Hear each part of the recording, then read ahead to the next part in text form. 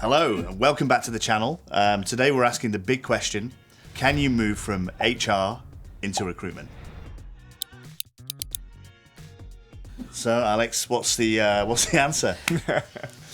Of course you can. Of course. Is it easy to do it? That's a different type of question, right? I think it's quite interesting actually that, within any kind of company organization, recruitment sit within the HR function where, in my opinion, should honestly be sitting more into like marketing or even sales, because you kind of sell in the company. The HR responsibility comes in after people sign the offer, and then they have to do the onboarding, and then there's all the retention. But actually, recruiting is selling an opportunity to a potential candidate, right?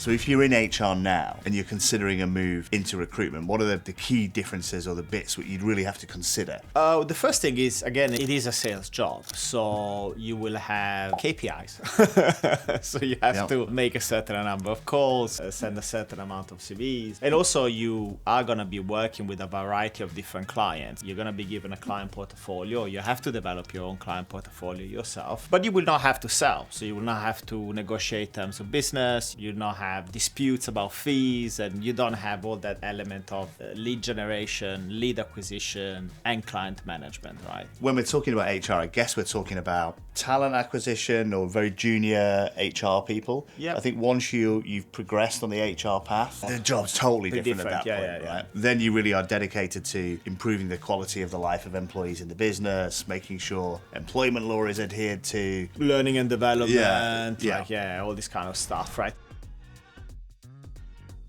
What about if you're an in-house talent acquisition person and you want to be a recruiter? Surely that's easier? Yes, maybe. I think because at least you have experience in filling some of the jobs that the client might have yourself, but also dealing with agents as well, right? So you understand maybe the other side of the process. Based on my experience, I think usually the motivation of people are very different. Recruitment is a bit more short term. You're looking for a placement and you want to make a placement every month. When if you're a TA, you have to consider the more long-term impact that that candidate will have within the organization as well.